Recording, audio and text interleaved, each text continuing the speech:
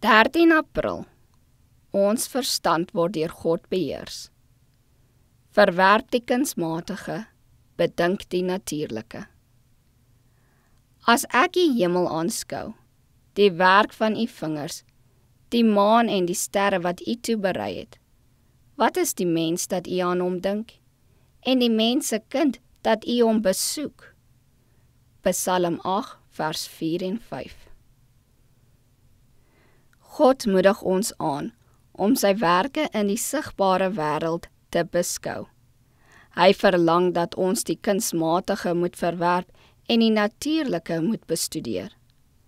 Ons sal dit beter verstaan as ons oë na die heuwels van God ophef en die werke betrag wat sy eie hande gemaak het. Sy hand het die heuwels gevorm en hulle ewewigtig op hulle plek gestel. En sonder sy bevel sal hulle nie versit word nie. Die wind, die son, die reën, die sneeu en die ys is almal dienaars wat sy wil gehoorsaam. Die Christen gewaar in elke gawe uit sy hande die liefde en welwillendheid van God. Die natuur skoon is 'n onderwerp vir bepeinsing.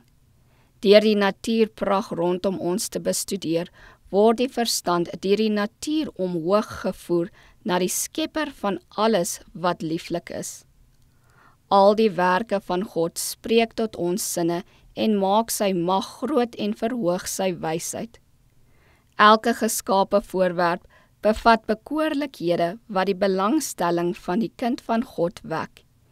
En dit vorm sy smaak om hierdie kosbare bewyse van Gods liefde hoër as die werk van menslike vernuf te ag.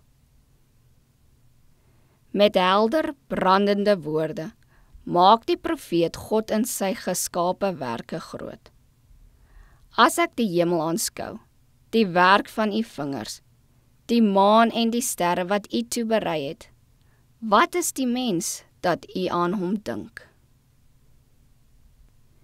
Die wêreld wat so gek is na sport en plesier, dors altyd na nuwe interessanthede.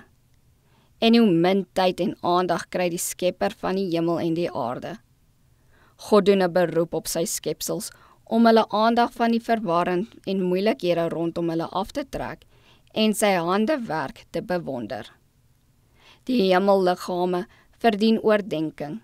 God het hulle tot voordeel van die mens gemaak en waar ons sy werke bestudeer, sal engele van God aan ons sy wees om ons verstand te verlig.